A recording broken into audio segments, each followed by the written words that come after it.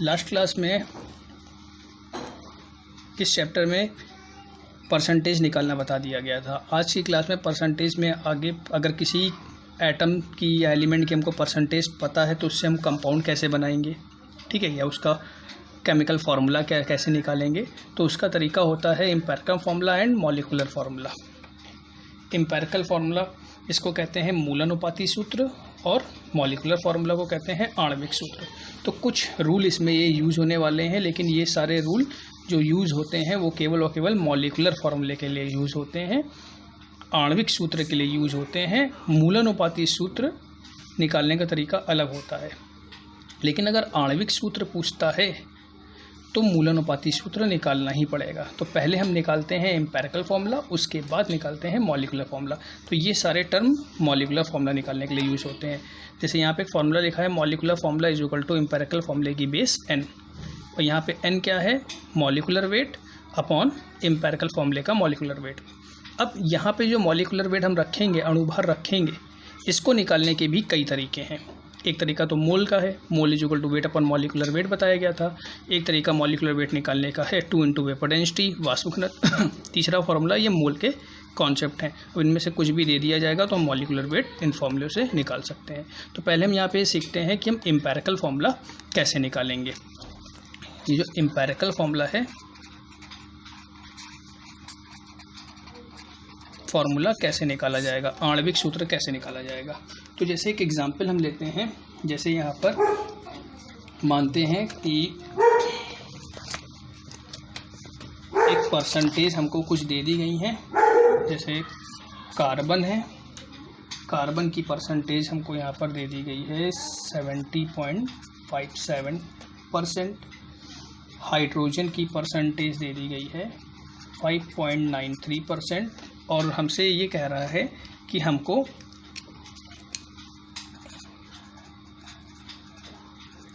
Empirical formula, मूलानुपाती सूत्र बताना है।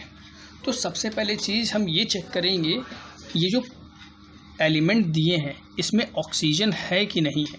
ये कैसे चेक करेंगे, तो हमारी जितनी भी परसेंटेज दी जाएंगी, कार्बन है, हाइड्रोजन है, नाइट्रोजन है, क्लोरीन है, ब्रोमीन है, जो भी है, उन सारी परसेंटेज को हम ऐड कर लेंगे। अगर ऐड करने पर 100 आ जाता है तो उसमें ऑक्सीजन नहीं है। अगर ऐड करने पर 100 नहीं होता है तो मीन्स उसमें रेस्ट जो बच रहा है वो ऑक्सीजन है। तो जैसे इन दोनों को हम ऐड करेंगे तो 100 नहीं होगा, मीन्स इसमें ऑक्सीजन होगा। तो ऑक्सीजन कैसे निकालेंगे, तो यहाँ पे ऑक्सीजन की परसेंटेज देख लेते हैं, क्या हो जाएगा, 100 माइनस 70.57 प्लस 5.93। तो इस तरह से हम ऑक्सीजन की परसेंटेज निकालेंगे। ऑक्सीजन की परसेंटेज हमेशा लास्ट में निकलेगी। तो ऑक्सीजन की परसेंटेज यहाँ पे कितनी आ जाएगी, 23.50%।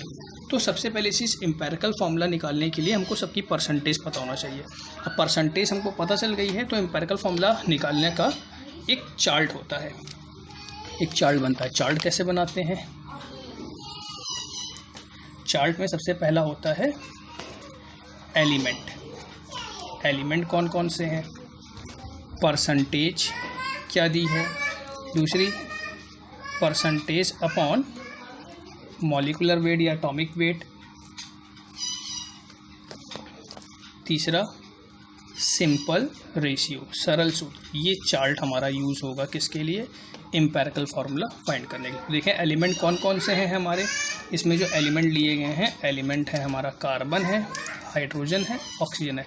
कार्बन की परसेंटेज 70.57, हाइड्रोजन की परसेंटेज 5.93, ऑक्सीजन की परसेंटेज 23.50। नेक्स्ट पॉइंट क्या करना है, 70.57 डिवाइडेड बाय कार्बन की परसेंट, एटॉमिक वेट होता है 12, 5.93 हाइड्रोजन का 1, 23.50 ऑक्सीजन का होता है 16। इनको डिवाइड करेंगे, डिवाइड करने पर जो भी आएगा वो यहीं लिखेंगे, सिंपल रेशियो में नहीं लिखेंगे, ठीक है। तो देखते हैं जरा, इसको अगर हम डिवाइड करते हैं तो इसको डिवाइड करने पर हमारा कितना आएगा, इसको डिवाइड करेंगे तो ये आ जाएगा 5.88, 5.93 और ये हो जाएगा 1.47। अब इसके बाद हम इसमें सिंपल रेशियो निकालेंगे। सिंपल रेशियो निकालने के लिए क्या करते हैं, इन तीनों वैल्यू में जो सबसे लीस्ट वैल्यू होती है, जो सबसे कम वैल्यू होती है, उससे हम क्या करते हैं, सब में डिवाइड कर देते हैं। तो इसमें सबसे लीस्ट वैल्यू कौन सी है, 1.47, तो इसमें हम सब में डिवाइड करते हैं। 5.88 divided by 1.47, 5.93 divided by 1.47, 1.47 divided by 1.47, तो ये तो 1 हो गया। इनको डिवाइड कर लेते हैं, तो डिवाइड करने पर ये आ गया हमारा 4 और ये भी हमारा कितना आ गया 4। तो यहाँ पर ये जो वैल्यू निकल के आई है यही इम्पेरिकल फॉर्मूले को शो करेंगे। मीन्स जो इम्पेरिकल फॉर्मूला क्या हो जाएगा, कार्बन के कितने हैं 4, हाइड्रोजन के कितने हैं 4, ऑक्सीजन का कितना है 1, तो ये हो गया इसका इम्पेरिकल फॉर्मूला। इस तरह से हम क्या करते हैं, इम्पेरिकल फॉर्मूला निकालते हैं। ठीक है, अब एक क्वेश्चन देखते हैं जिसमें हमको क्या निकालना होगा, मॉलिक्यूलर फॉर्मूला निकालना होगा। जैसे क्वेश्चन यहाँ पर दिया है कि कोई एक ऑर्गेनिक कंपाउंड है, इसमें कार्बन जो है, जो हमारा कार्बन लिया गया है